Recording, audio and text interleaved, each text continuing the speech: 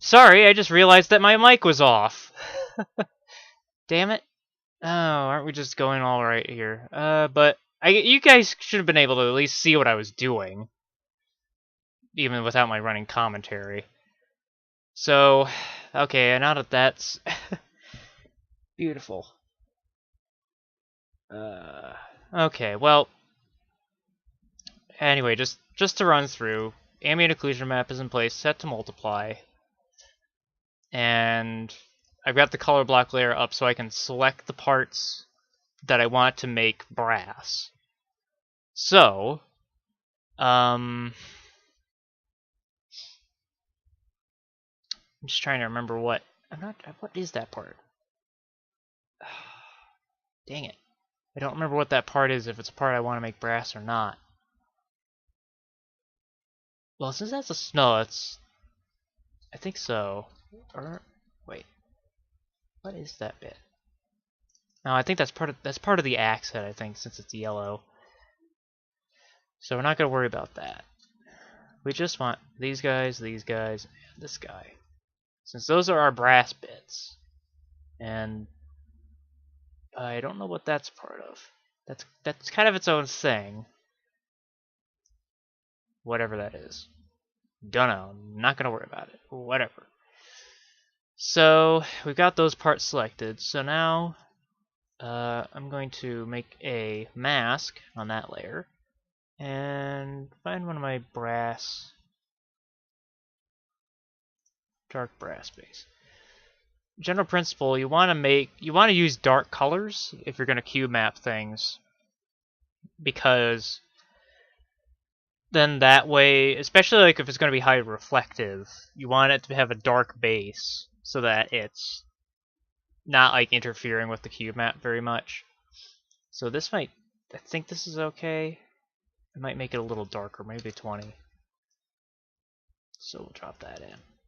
That's good. There we go. So another new layer. Save. Now let's see. We want to get into the actual texture. So if I bring up our pattern thing, I've got several patterns here from Quixel Suite for texturing. I've got some texture resources too, royalty-free stuff. Let me see. So let's see. I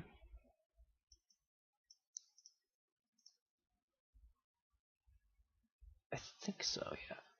So set that to overlay. Oh, bugger. I think I just accidentally did another double click. Fill, yeah. So we've got that. Whoops. I think that's what we want. Actually no. Get rid of that. Back over to here. First thing I want is sort of I want scratches, because the important thing with metal is it needs to be scratches are an important thing. There's a lot of things that have to go in to make metal look like metal. So sometimes I use this kind of texture, this grainy texture. It's really good for plastic, but what I'm looking for is, well, let's lay this in first. This is just like a general dirt dust layer. Set that to overlay. I'm gonna also put a layer mask on it. Render clouds. That'll just, at least it would, if this wasn't gray for some reason. I don't know how the heck that happened. So re-render the clouds. And what that will do with the clouds on this layer mask is it'll just like break things up. You can, well, that's not like that. But you can see how it looks. It breaks the texture up so it doesn't look completely contiguous all throughout. And we'll just set that to like 70, I think. Maybe 50. Don't want it to be too prominent. So, another new layer. Now I'm going to pick out try to find a good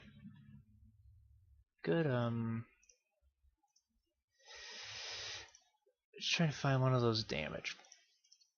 That's nope. Okay, I think it's further down what I'm looking for. Nope, that's more grunge type deals. That's not what we want either. There we go, that's what we want. Nice like white scratchies. So set that to overlay. And I think I'll bring that to 80. I'm not gonna put a cloud layer on it like I did with the dirt dust because I want these to be kind of all over the place, you know. Another new layer, let's save.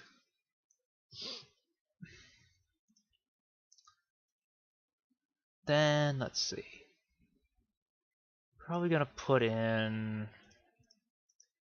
this in, but I'm gonna put a cloud on that. Set that to overlay. Just to give us sort of a little bit of extra grunge. Probably put that 60. And another new layer.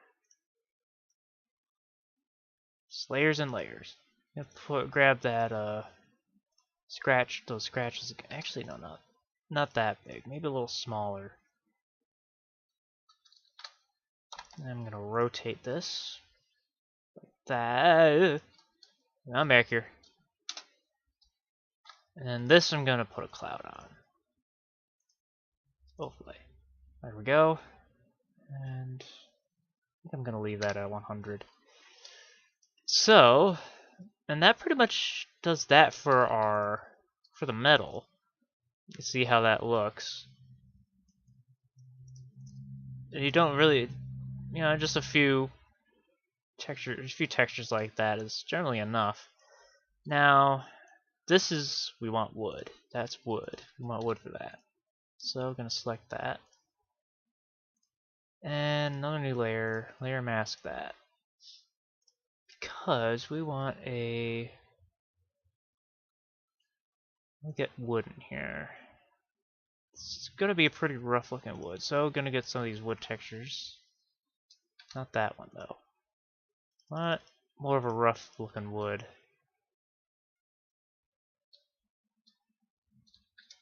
Maybe? I'm not sure about that one. No. What about this? That's kind of a lighter, it's a lighter version of that. Those are normal map textures. I think that'll do. So I'm going to set this to overlay. Or should I? Hang on. Getting a little bit ahead of myself here. I'm gonna keep that there, but I'm gonna clean that out. And I'm gonna delete this whole thing. And layer new fill layer solid color.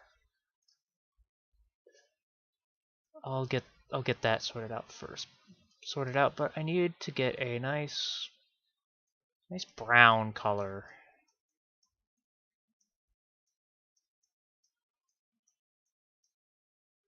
Let's get a little warmer brown.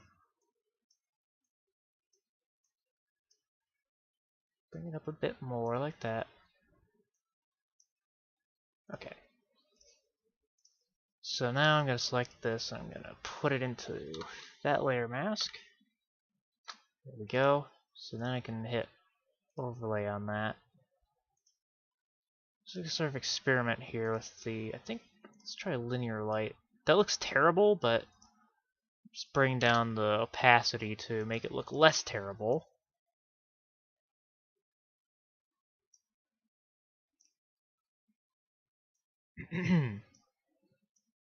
Probably to about 16 or so.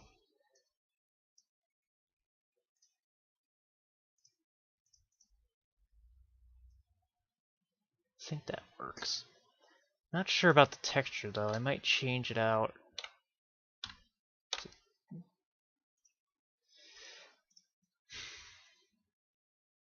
I think that looks better.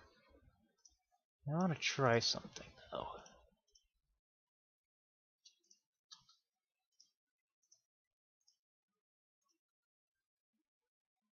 Yeah, no. Okay, that looks nice. Nice little mixture there. So just bring this down a little bit in terms of opacity. But it makes it look like it was a nice wood, but it's seen age. It's not all nice and prim like that. It's a bit rattled. Still an okay shape for the most part. I didn't want to do that. So we've got that in play. Okie dokie now. Blip blop blippity blue. So since that's in play, since everything's pretty much, we've got this sort of thing set. I'm gonna get into the edge highlighting. I believe there is a way to do this with a texture, like a texture baking, but I like to do this sort of thing by hand because I'm a stranger like that. So let me just find that brush. Here we go. Now, just so you know what this is all like, this is just a square. It's a square brush set up with these shape dynamics. Just leave that there so you can look at it a bit. These scattering setups. We've got these transfer modes, transfer setup. Bit of noise, and the noise and smoothing set. So what that does, and this is where this makes a nice rough, well, it'd help if it was white. Nice sort of rough, nice rough looking thing. Good for edge wear. And this is where the UV comes in handy. So I'm gonna set this to 3. Because what we want to do is we want to paint up the, I'm actually gonna set it to 4. Maybe 5. Nah, 4. So we want to paint this along where things would experience edge wear the most. And you just want to kind of generally follow the outline of the UV, just the outer edges, not these parts. It can, with some things, it can be a little tricky determining what's an actual edge and what's not. The ambient occlusion map can help with that, but sometimes you just kind of have to save the texture and then figure it out from there. So just paint around like that, then come around like this, just loop-de-doop-de.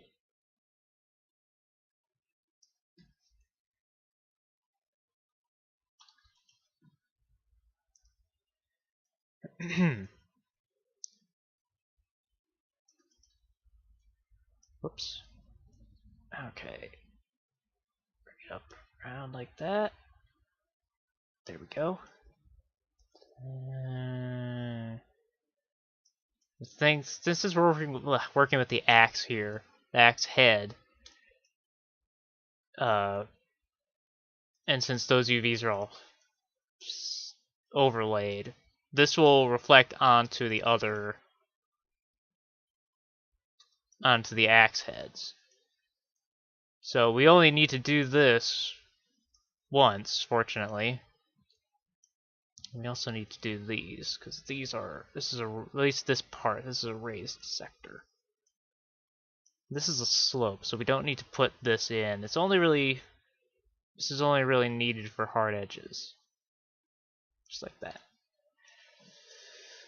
And then we'll comb this out around like so.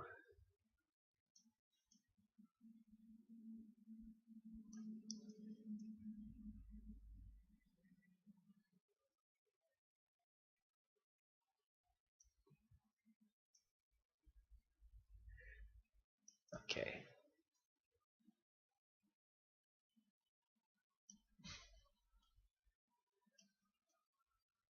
Darn it. want to try to at least keep on the line so that the roughness goes within this area. So otherwise, you know, it strays out and it won't really show up. It's okay if it like kind of goes in to here because it's not supposed to really be even anyway. But for these straighter bits, you can just like hold shift and click, and it'll draw between the 2 points. So let's follow along. Dang it. Trying to keep it at least sort of straight. It's not easy. Not easy. Ugh.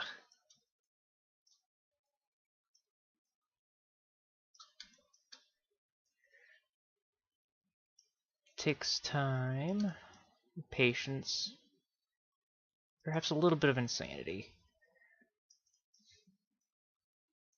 Just to run through all that. Whoop.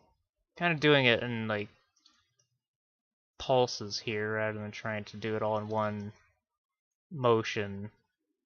May mean more steps for it to undo, but generally it's not a big deal if you screw up a little bit with this.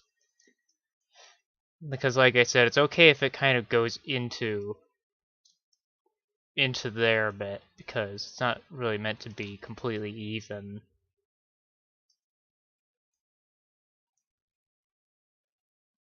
Oh, darn it. If it strays out, like, away from the edge, though, that's a different story, because then that's straying away from where the UVs actually have influence. So now we have to go down along this way. Just do. Keep on going on. Ah, not very comfortable. Sweeping along. Whoops, it was sort of listing. Dang it. Come up here and kind of meet them on. There. Okay. So that's that part. So now what we want to do is I'm going to set it to overlay. And there's still parts of that need this, but I'm just doing this for right now. And I'm going to throw in the clouds just to break things up. Double click on the layer, go to outer glow. Then I'm going to spread it out a bit. And the size really depends upon the size of the glow depends on the size of the brush. So you're gonna need, since this was a 5, I think we want it to be a little bigger. So I'm gonna set this to overlay as well. Push that to 12. Bring the opacity down a bit, probably to 50%. Yeah. Okay.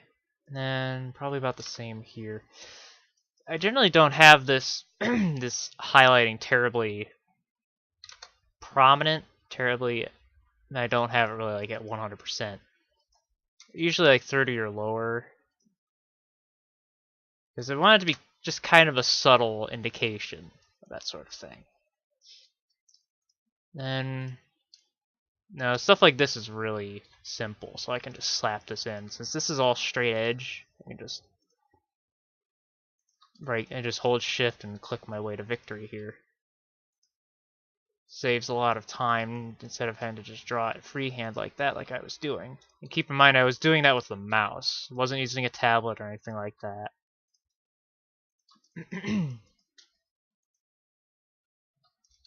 Want to make sure to let go of shift before clicking, so we don't have any, so we don't cut the. Okay, yeah, it was right there. We don't cut that across where there's no actual connection to anything. So let's bring that up like that. So down, up, doop, and do the same for this one.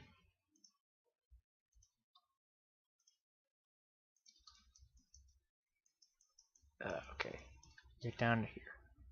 I think actually I'm going to set this to normal so I can at least kind of see it, so I know where I am.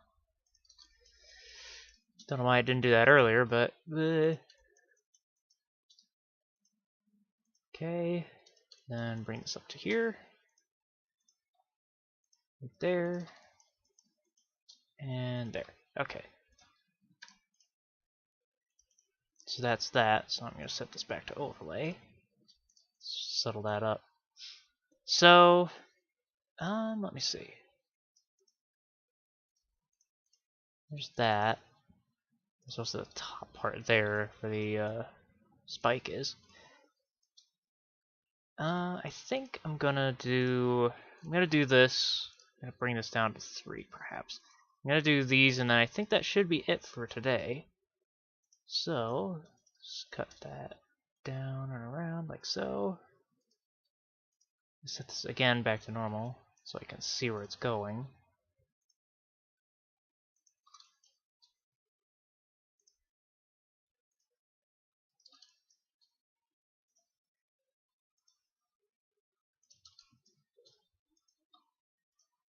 Alright, and then I'm going to cut this across. So, here we go. Set that to overlay, hit save, hit D by accident. Didn't do anything. Control Z is the undo. Actually, you know what? One last thing. I'm going to do this here. Again, set that to normal.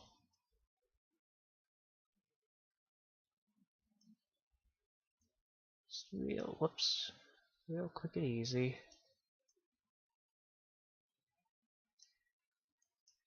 Bring that cut along like so. Though I'm not sure that... Well, we can always erase it if it ends up being unnecessary. For now, I'll just put it in. Just drag up that along like so, up to there.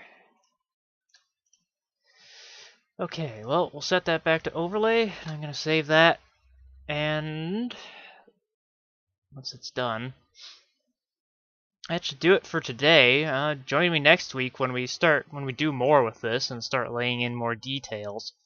There will still be some of this edging that needs to be done. I might do that off screen just to get it out of the way so you guys don't have to just sit there and watch me just tweedle around outlining these things with this edge wear. I mean, so I'll probably do that off screen, and next time I'll probably work on more like intricate details like engraving or whatever in the hand and the axe head and the like grooves in the handle. But we'll see where that takes us. So thanks for joining me, and sorry about all those technical weirdnesses. So till next time, I'll stay safe and stay good and all that, you know, whatever. Yeah, well, see you later, guys.